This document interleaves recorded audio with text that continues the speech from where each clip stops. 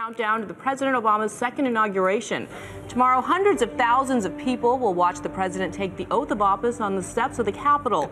But today, he'll be sworn in officially in a private ceremony at the White House. ABC's David Kerley joins us from Washington. Good morning to you, David. Good morning, Bianna. Washington's already filling up with visitors here to see him take the oath and to actually have a little fun and party. For some lucky kids, the party started last night. The kids' inaugural ball had some of the kids from Glee and Katy Perry. Later today, as mandated, on January 20th, the president will take the oath before noon.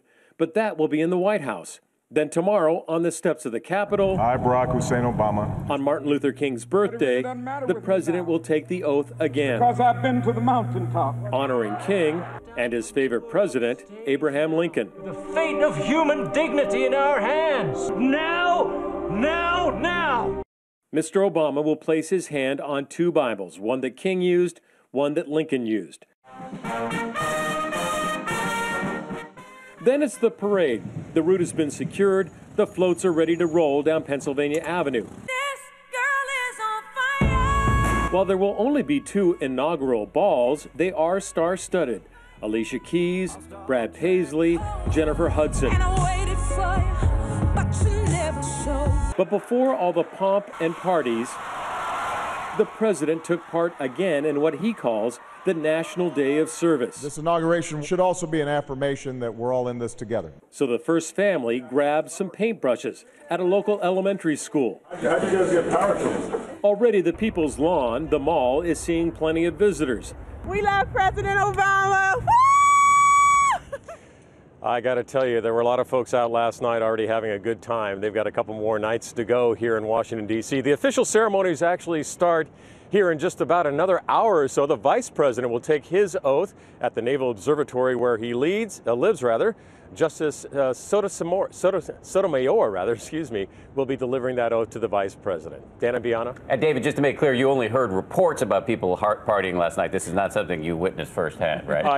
Dan, I had to get up really early, so no, I wasn't walking the streets last night after dinner with some friends who were in town to see the inauguration. No, not at all. Suspiciously detailed. David Kerley, thank you very much. We appreciate it. A beautiful day there in Washington. The inauguration is usually but one day of pomp and politeness before the politicians start fighting again. So let's go to ABC's George Stephanopoulos, who's in Washington, D.C. this morning to host This Week and to anchor our live ABC News coverage of the inauguration. George, good morning to you. Hey, guys. The president has a huge agenda for his second term. One of the big things on the agenda is, of course, gun control.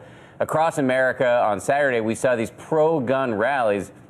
Just really one sign of the amount of resistance this president's going to face to many parts of his agenda. So the question, I guess, is how much is he likely able to get done during this second term with lame duck status looming? Yeah, and you've got to do it fast. You've only got about 18 months, presidents in their second term, to really get something done. And remember, before Newtown in December, gun control wasn't even at the center of the president's agenda for the second term. Now he's promised to put the full weight of his office behind those measures, but it's going to be an uphill fight in Congress, Dan. You've got a lot of Democratic senators already resisting the president's plans, almost certain that the assault weapon ban that the president is calling for will not pass the Congress. What they're hoping for, though, is that they can get some consensus coalesced at least around this idea that there should be universal background checks, but even that's going to be difficult. And as I said at the top, speed matters here. The president's power starts to slip away with every month that goes by in a second term, and there's so much to do. And George, there's so much to do. He still faces an unresolved fiscal situation. It looks like Republicans may be extending the debt ceiling by a few months, but he still has major budget cuts to deal with this spring. Do you see his relationship with Republicans improving at all as they try to fix this crisis?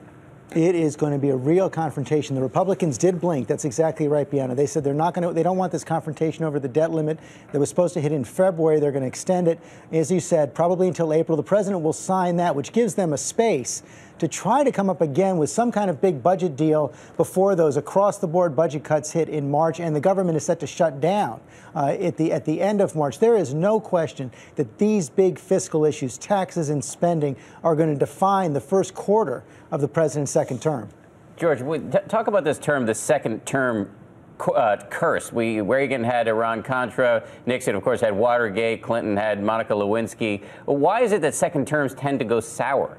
Lyndon Johnson didn't even make it to the second term. He had to resign before he could run because of Vietnam. You know, ever since Roosevelt and the amendment which limited the president's 2 terms, what you see is that presidencies tend to run out of steam and maybe even get tripped up by scandal in these second terms. I think it's kind of a natural reaction to the fact that power is moving on beyond these presidents because, in fact, they are lame ducks. The Obama White House has studied this very, very closely. They know the perils of the second term. They think they can avoid the worst pitfalls. First of all, they're saying there are no scandals on the horizon, but they think they can avoid the worst pitfalls by having a focused agenda and moving fast.